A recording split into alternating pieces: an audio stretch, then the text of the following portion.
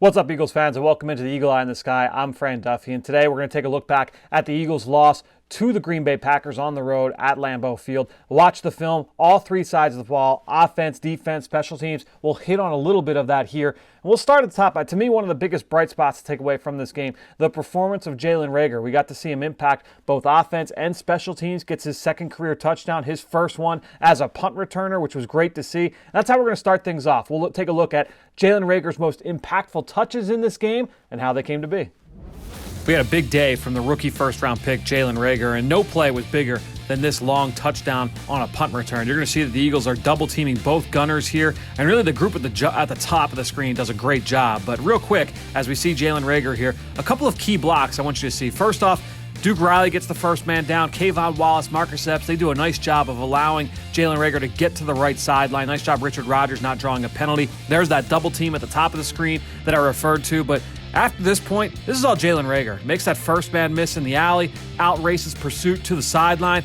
That was one man to beat. Do not let the punter get you to the ground. He's able to make that punter miss, sprints the rest of the way to the end zone, and comes away with the touchdown. Nice job there by Jalen Reagor. But it wasn't just special teams, because we see him here catching a ball in the vertical part of the field. Nice little fade route, quick speed release against the press corner. The safety's not a factor this play. He's worried about Dallas Goedert working up the field. Nice ball from the rookie Jalen Hurts over the shoulder. Nice job, Jalen Reagor, tracking it, looking it in through contact, and able to bring this ball in to the ground. Nice catch there by Jalen Reagor. And then early on in this game, just seeing a little bit of end-around action here from Jalen Reagor. He's lined up as the X receiver at the top of the screen. And all you're going to see here is Carson Wentz take the snap, fake the handoff to Miles Sanders, then pitch this ball off to Jalen Reagor. He's got a lead blocker out in front with Dallas Goedert. The receivers at the bottom of the screen running their guys off. Look at all that green grass. Reagor runs for a first down. Nice job by Jalen Reagor in this game.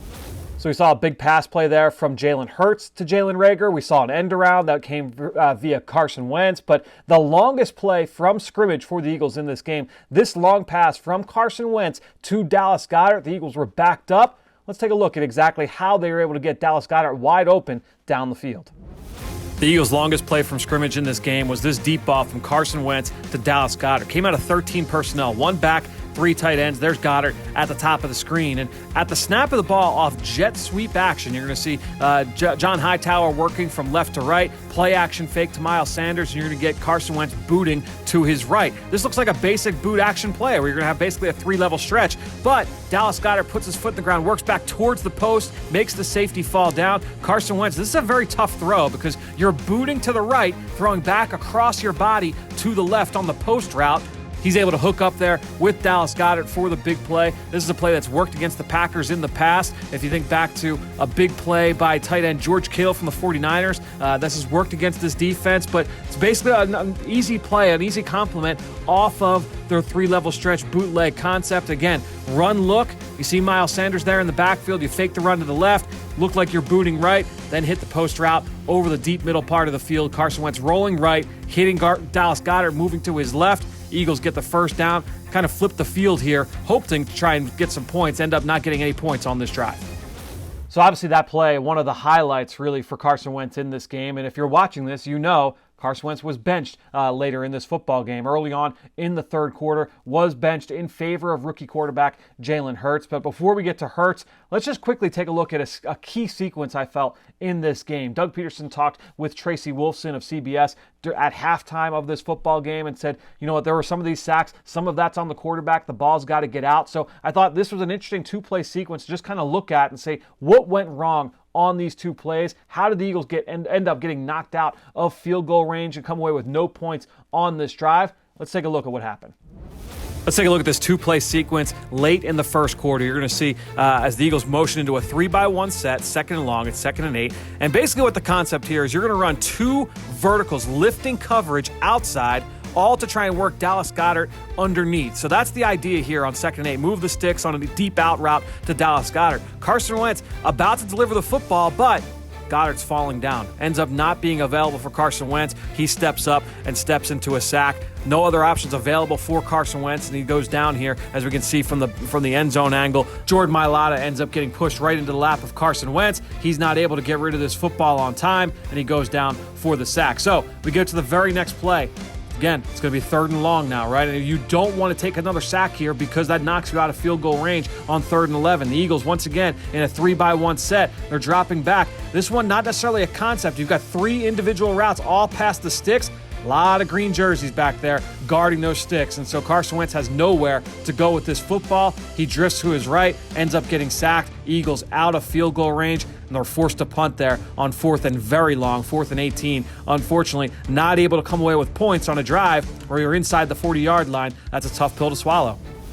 So obviously those weren't the only 2 plays, and those 2 plays weren't necessarily a reason that Carson Wentz got benched in this game, but just an interesting kind of 2-play sequence I wanted to take a look at here in this video. All right, so then we get to Jalen Hurts, and I think with Jalen Hurts, look, it was a little bit of a mixed bag. I thought we saw some good, we saw some bad. Certainly one element that he does bring to the table, one big part of his skill set is his ability to create, and that's a big part of playing quarterback in today's NFL. We saw him drop back and take off as a runner in this game. Let's take a look at 2 good examples of just that here in the 4th quarter. One element of Jalen Hurts' game that we got to see on Sunday afternoon was his ability to create outside of structure. He drops back, and at the top of the drop, you can see the Eagles are working vertically down the field. Nothing quite defined for him to be able to throw open, so he takes off and uses his legs to pick up a 1st down. A lot of people say, yeah, that's a good play. It's 1st and 10. You're able to move the sticks once again and run for a 1st down. The Eagles are giving help to the offensive tackles here with some chip blocks. He steps up away from the rush, steps right into the teeth of the defense, and takes off to move the chains. Nice job there by the rookie 2nd-round pick. You go to the very next play. Once again, Jalen Hurts is going to drop back and survey the field. He doesn't like what he sees. He's got receivers all working vertically on 1st down. He steps up, races to the left part of the field. A lot of green grass out there, and runs for another 1st down. Look, when you're a young quarterback in the league, especially in today's league, you've got to be able to create. Nice job by Jalen Hurts, stepping away from pressure, getting himself out of trouble, and moving the chains. All right, so there were a couple of big-time throws from Jalen Hurts in this game, and I would say that a lot of people will point to, obviously, the Jalen Reagor one we saw a little bit earlier, right? But a couple that I want to show here, obviously the touchdown to Greg Ward, his first career touchdown pass, but the other one was this 3rd down completion to Zach Ertz. Now, it was a play the Eagles had run earlier in the game. We actually showed it earlier in the segment, so I figured, you know what, let's take a look at this play, see why Zach Ertz was as open as he was, really just kind of get into what Jalen Hurts saw on the completion on 3rd down. All right, let's take a look at another big completion here from Jalen Hurts, and that's this 3rd down conversion throw to Zach Ertz at the bottom of the screen. It's 3rd and 4, Jalen Hurts in the gun. This is the same play concept we saw earlier. That's one sack that Carson Wentz took, right? 2 clear out routes outside, the tight end running that deep out route.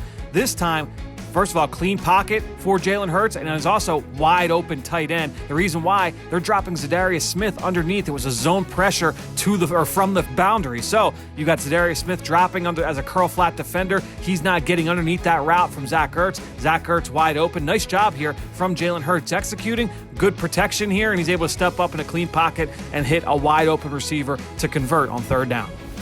All right, so the last Jalen Hurts play, we'll just take a look at that touchdown. Again, the first touchdown pass of his career. It went to his good friend Greg Ward in the right side of the end zone. Let's take a look at how that came to be.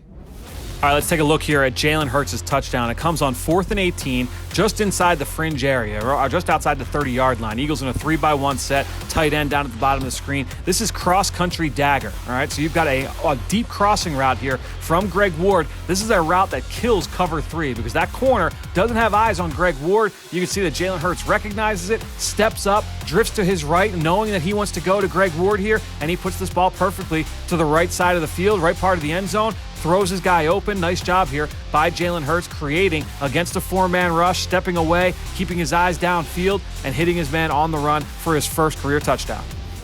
All right, let's go now to the defensive side of the football. Let's take a look. Really, the guy that I thought had the best game on defense was number 91, Fletcher Cox. I thought that he was really good, especially against the run in this game. It's tough to get after Aaron Rodgers. He did come up with kind of a gimme sack where Rodgers stepped out of bounds and Fletcher Cox was in the vicinity. But I thought that Fletcher was dominant at the point of attack in this game. That's a tough run scheme to go against with all the different horizontal stretches and the cutback lanes from the offensive line that are created for the ball carriers. But I thought Fletcher really showed up. Here are a handful of examples of just that.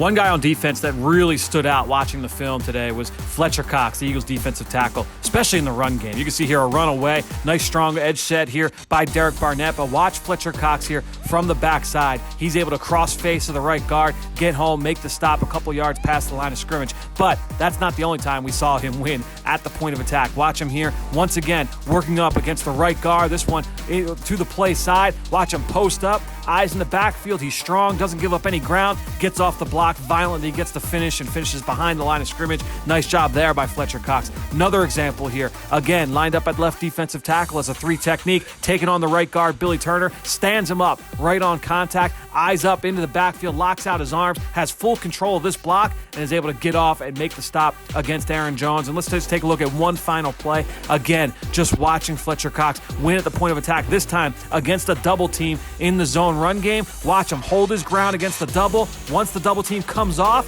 he's able to then win at the point of attack against the single block. Jalen Mills there in the backfield. Give some credit to Singleton for helping that double team get off Fletcher Cox, but Fletcher Cox really stood out overall in this game. Now, Fletcher was not the only defensive tackle that stood out in this game. I thought both Jayvon Hargrave and Malik Jackson also showed up as well. Really, the opening drive, Jayvon Hargrave, big sack here on 2nd and long. Let's take a look at how he was able to get home to Aaron Rodgers. Let's look at the sack here by Jayvon Hargrave. Second play of the game for the Eagles defense. This is going to be just a basic 4-man rush. Nothing crazy here. You're going to get the offense sliding to their right, away from Hargrave. They're obviously going to slide towards Fletcher Cox more often than not. That creates that one-on-one for Hargrave against Lucas Patrick, getting the start at left guard. Nice forklift move to get the hands of the offensive lineman up into the air. Clean pass rush win there for Jayvon Hargrave. He comes up with the sack of Aaron Rodgers.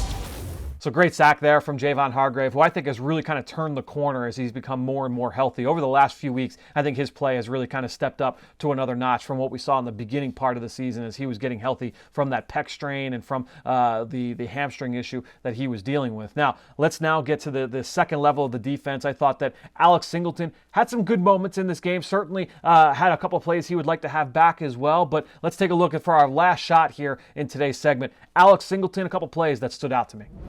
Another guy who flashed in this game was Alex Singleton, the linebacker, number 49. You're going to see him here attack downhill. Watch Malik Jackson set a nice strong edge for the run game here. He's going to force the cutback right into Alex Singleton, who comes downhill, makes the play in the run game. But I thought Singleton really showed up a number of times just in pursuit and his ability to make plays outside the numbers. You see him here used as part of the pressure package. He's looping around on a stunt. This ball's getting out early, though. I want you to watch 49 get on his horse on this 3rd down play and track down Devontae Adams, make a play outside the numbers. Love seeing that from Alex Singleton. Look, it was not his best game. I would say that 77-yard run by Aaron Jones, he would have liked to have a better snap there. There were some other plays where he felt like he probably could have been a little bit better, but overall, just love the effort, love the juice from Alex Singleton.